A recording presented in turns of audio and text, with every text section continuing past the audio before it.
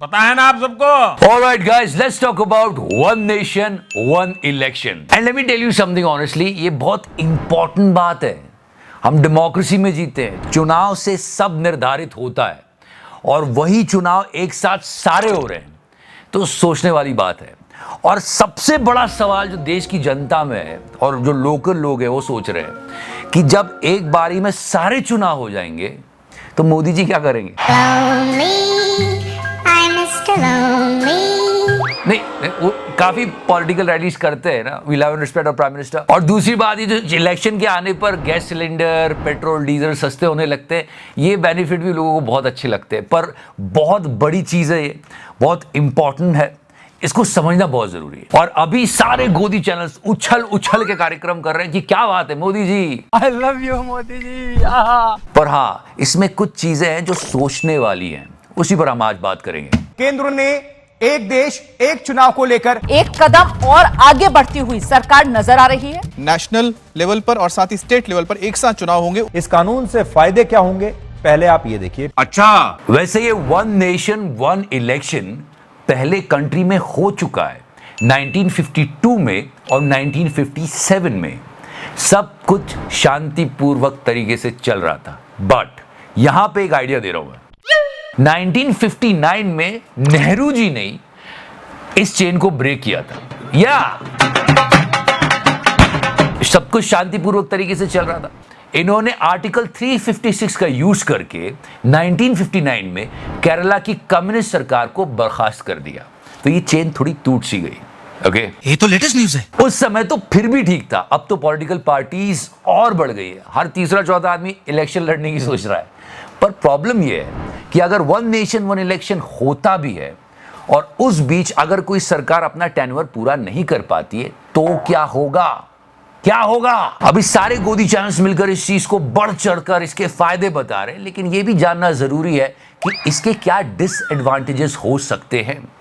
Regional issues guys, regional issues बहुत बड़ी important चीज है जिस पर सोचना चाहिए, क्योंकि अगर हम वन नेशन वन इलेक्शन करवाते हैं तो सबका फोकस बड़े मुद्दों पर होगा, you know, international relation and all these things. ऐसे में हो सकता है कि रीजनल इश्यूज को इग्नोर कर दिया जाए। For example, result of Karnataka election, यहां पर लोगों ने सिर्फ और सिर्फ लोकल मुद्दों पर, रीजनल मुद्दों पर ही सोचकर वोट दिए। Actually, this is a local problem. We have to solve in our local concern, so that no one are doing this. एक और बात जो सोचना चाहिए वो है इस ईवीएम की, इसको सब कोई मिलकर कोसते रहते, इसका क्या गुनाह है? क्या यही गुनाह है मेरा?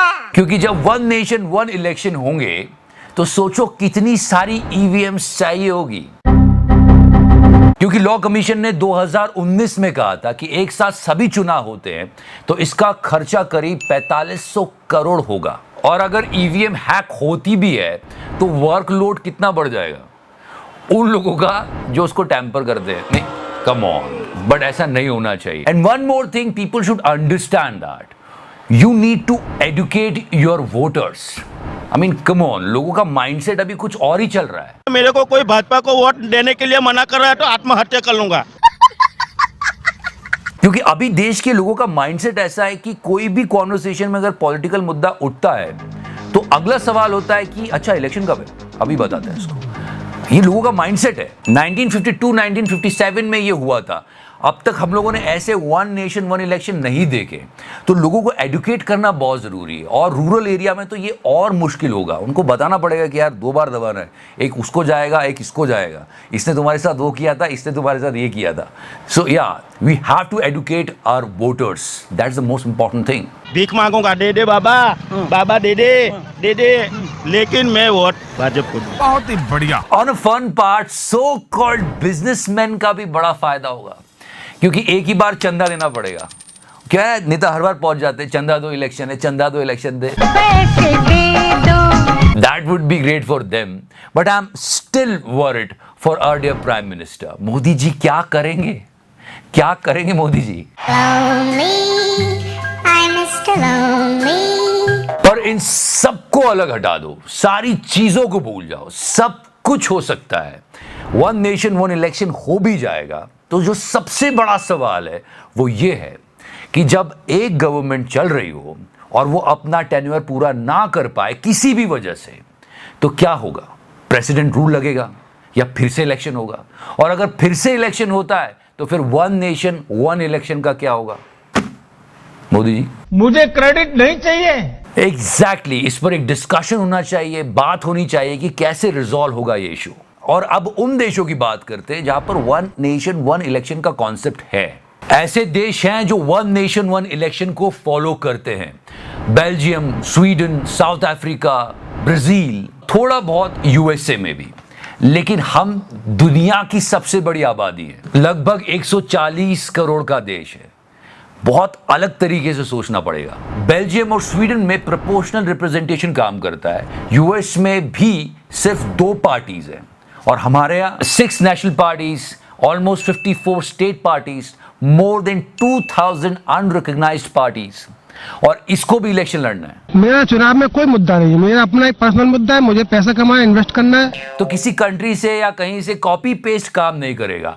सबसे ज्यादा आबादी है हमारी, बहुत सारे वोटर्स हैं, तो इंडिया को अपना वन नेशन वन इलेक्शन में अपना कोई फॉर्मेट बनाना पड़ेगा। Let's see what will happen. और बहुत सारे लोग कहते हैं ये अगर इसी बार होता है 2024 के चुनाव में, तो हाँ, मोदी जी को काफी फायदा होगा इससे, क्योंकि अपोजिशन एक अलायंस की तरह काम कर रहा है, इतने सारे चेहरे, और इधर ये, तो एक एडवांटेज मिल सकती है। एक अकेला। बट जो सबसे अच्छी बात लग रही है लोगों को कि नेता लोग सिर्फ और सिर्फ गवर्नेंस पे ध्यान दे पाएंगे। पूरे टाइम चुनाव चुनाव चुनाव, कभी यहां रैली, कभी वहां रैली, कभी इधर जा रहे, कभी उधर जा रहे, इससे बच जाएंगे। और सारे नेताओं की बात कर रहा हूं मैं, मोदी जी आपकी नहीं।